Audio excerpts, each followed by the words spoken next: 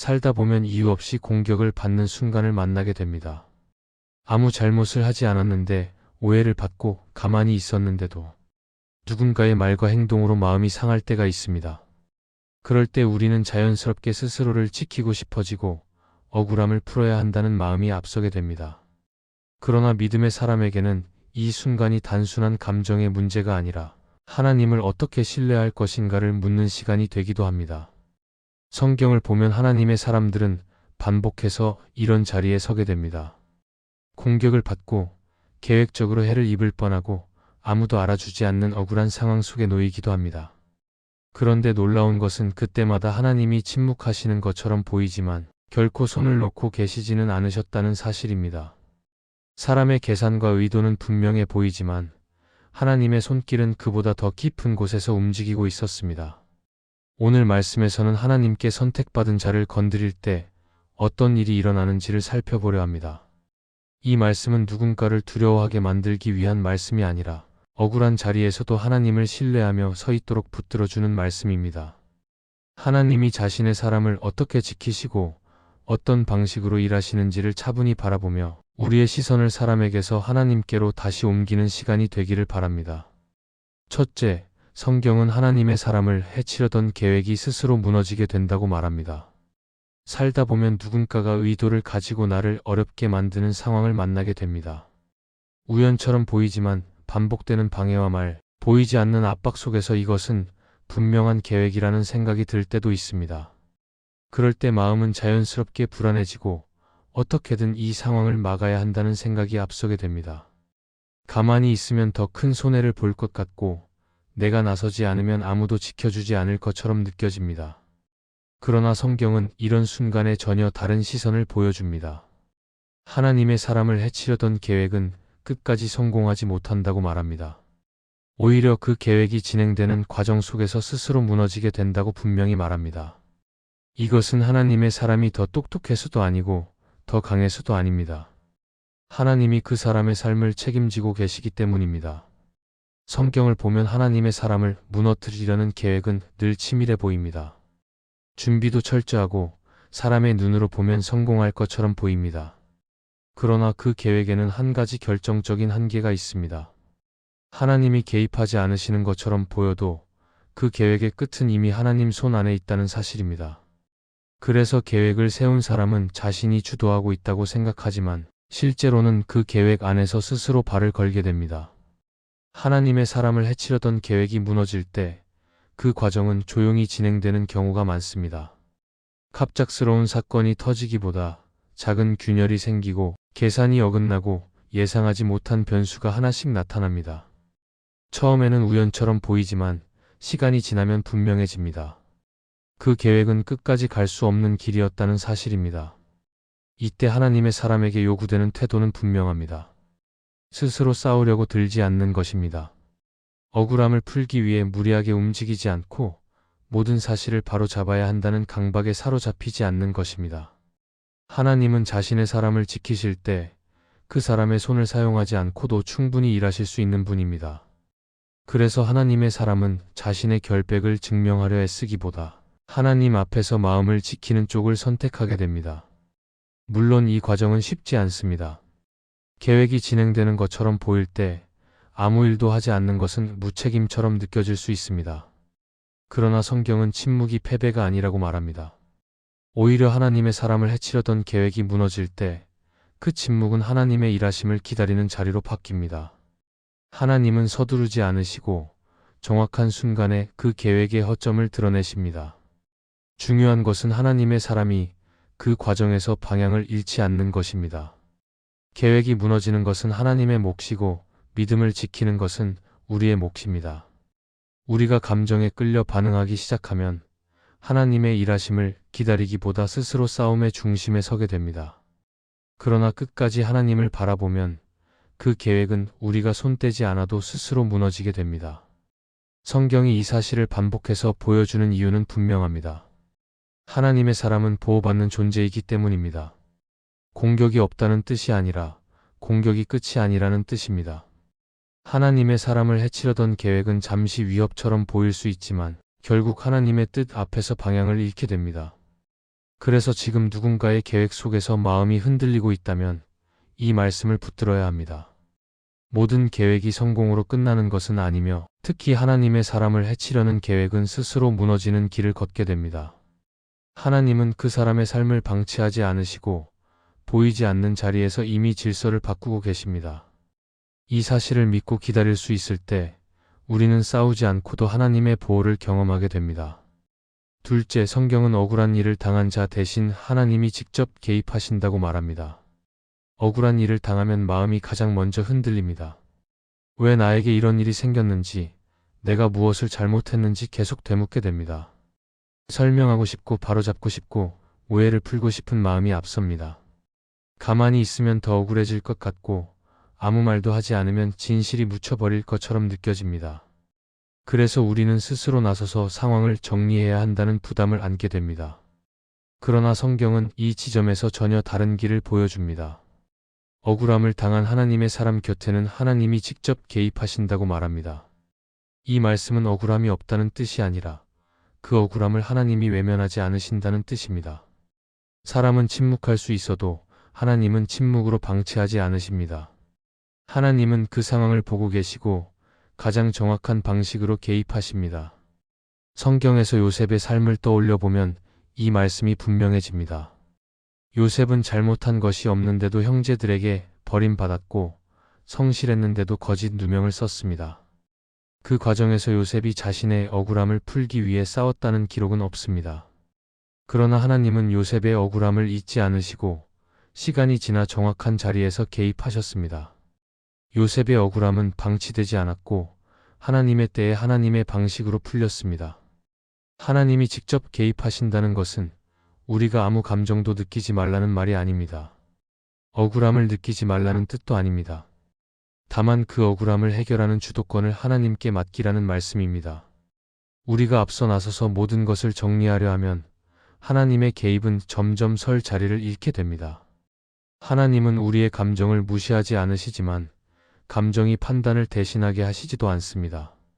하나님이 개입하실 때는 우리가 생각한 방식과 다를 때가 많습니다.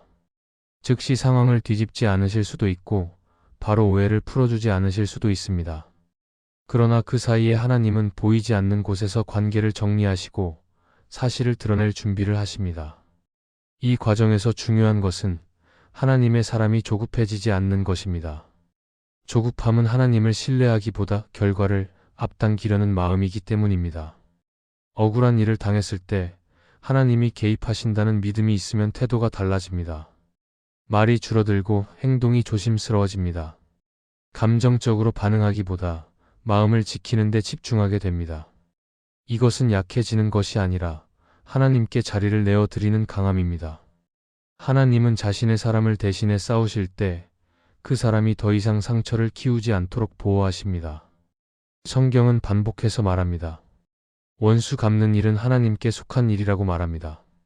이는 복수를 말하는 것이 아니라 정의를 세우는 권한이 하나님께 있다는 뜻입니다.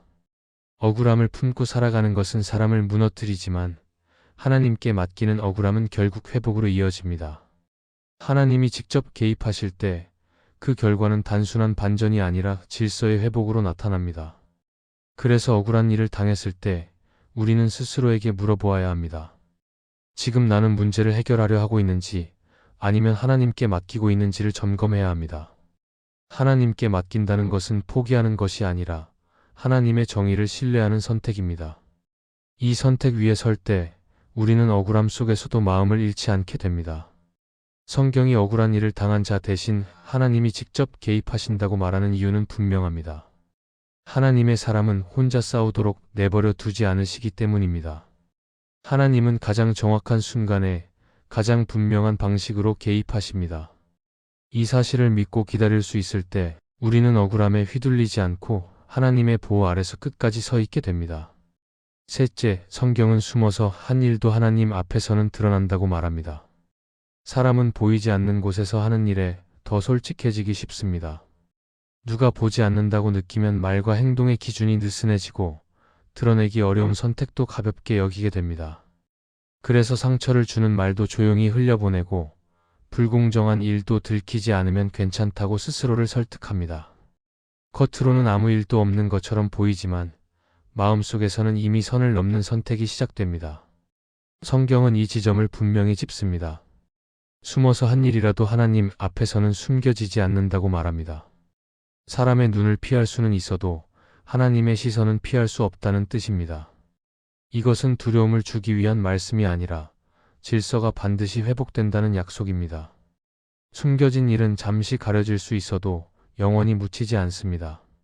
하나님의 사람을 해치려는 일은 대개 조용히 진행됩니다. 공개적으로 공격하기보다 뒤에서 말을 흘리고 보이지 않는 방식으로 길을 막고 책임지지 않아도 되는 선택을 합니다. 그래서 당하는 사람은 더 힘들어집니다.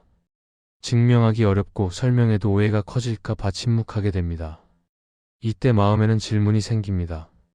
정말 아무도 모르는 채로 끝나는 것은 아닐까 하는 두려움입니다. 그러나 성경은 분명히 말합니다. 숨어서 한 일도 하나님 앞에서는 드러난다고 말합니다. 하나님은 겉으로 보이는 장면만 보지 않으십니다. 동기와 의도, 숨겨진 선택까지 모두 알고 계십니다. 그래서 하나님이 개입하실 때는 단순히 결과만 바꾸는 것이 아니라 숨겨진 구조 자체를 드러내십니다. 사람의 계산으로 설계된 은밀한 길이 하나님의 빛 앞에서 하나씩 드러나게 됩니다. 이 과정은 즉각적이지 않을 때가 많습니다. 그래서 우리는 답답함을 느낍니다. 왜 이렇게 오래 걸리는지, 왜 아무 일도 일어나지 않는 것처럼 보이는지 마음이 흔들립니다. 그러나 하나님은 드러낼 준비가 끝났을 때 움직이십니다. 성급하게 폭로하지 않으시고 정확한 때에 정확한 방식으로 드러내십니다. 그때 드러나는 것은 사실뿐 아니라 그 사실을 숨기려 했던 마음의 방향입니다. 하나님의 사람에게 이 말씀은 큰 위로가 됩니다. 내가 모든 것을 밝히지 않아도 된다는 안도감이 생기기 때문입니다.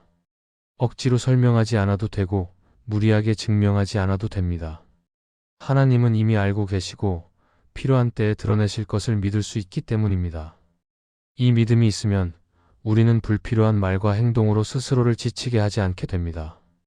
또 하나 중요한 점은 이 말씀이 우리 자신에게도 적용된다는 사실입니다. 숨어서 하는 선택 앞에서 우리는 늘 스스로를 점검해야 합니다. 하나님 앞에서 드러나도 괜찮은 선택인지 아니면 들키지 않기를 바라는 선택인지를 물어보아야 합니다.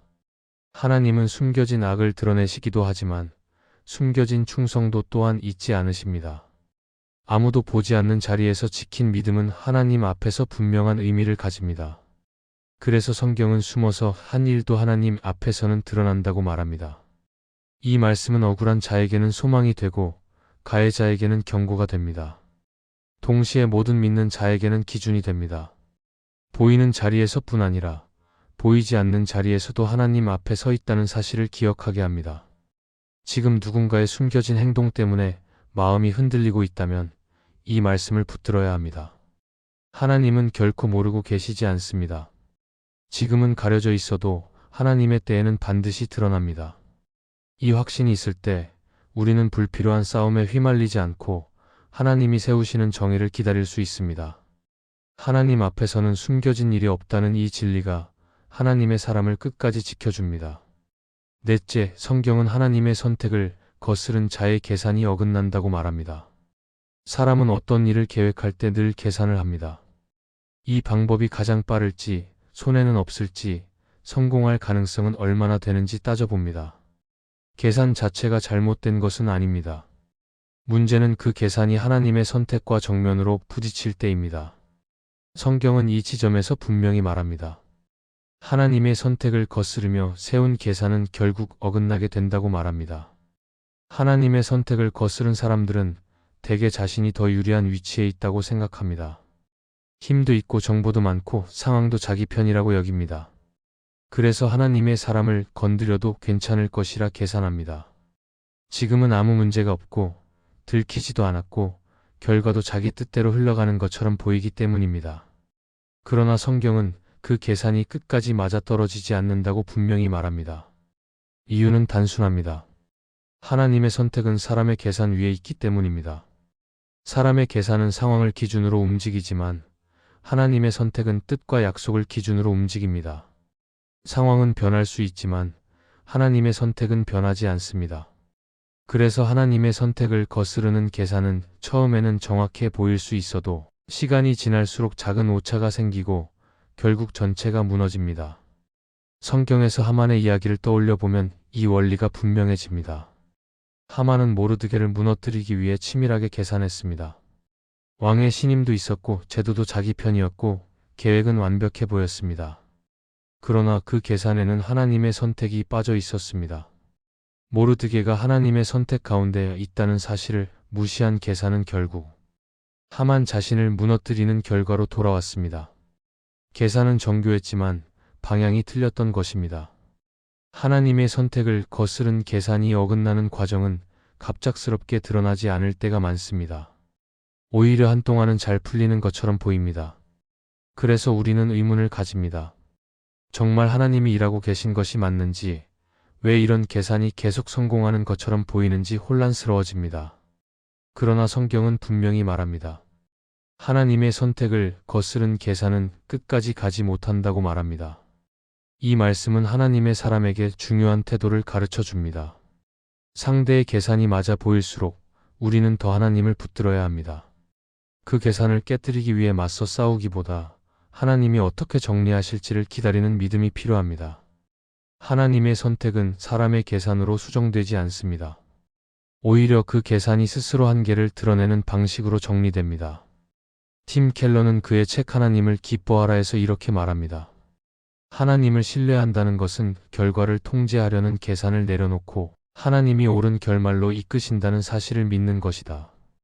이 말은 하나님의 선택을 거스르는 계산이 왜 무너질 수밖에 없는지를 잘 보여줍니다. 계산은 통제하려 하지만 믿음은 맡깁니다. 하나님은 통제의 대상이 아니라 신뢰의 대상이기 때문입니다. 하나님의 사람은 이 지점에서 자유해집니다. 상대가 어떤 계산을 하든 그 계산을 무너뜨려야 할 책임이 나에게 있지 않다는 사실을 알게 되기 때문입니다. 하나님의 선택은 하나님이 지키시고 거스르는 계산은 하나님이 정리하십니다. 그래서 하나님의 사람은 불안 속에서 계산을 반복하기보다 하나님 앞에서 자신의 자리를 지키는 데 집중할 수 있습니다.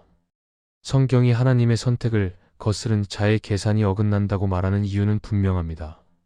이것은 복수의 메시지가 아니라 하나님의 주권에 대한 선언입니다. 하나님은 자신의 선택을 가볍게 여기지 않으시고 그것을 거스르는 어떤 계산도 끝까지 허용하지 않으십니다. 그래서 지금 누군가의 계산 속에서 마음이 흔들리고 있다면 이 말씀을 붙들어야 합니다. 그 계산이 아무리 완벽해 보여도 하나님의 선택 위에 서 있지 않다면 결국 어긋나게 됩니다. 하나님의 사람은 이 사실을 믿고 조급해하지 않고 끝까지 하나님을 신뢰하는 자리에 서야 합니다. 그 자리에서 우리는 사람의 계산이 아니라 하나님의 뜻이 어떻게 이루어지는지를 보게 될 것입니다. 이 말씀이 마음의 은혜가 되셨다면 좋아요와 구독으로 함께 해주세요. 그리고 댓글에 아멘이라고 남겨주시면 하나님의 은혜가 더 많은 사람들에게 전해질 것입니다. 여러분의 삶 위에 하나님의 은혜가 언제나 함께 하시기를 바랍니다.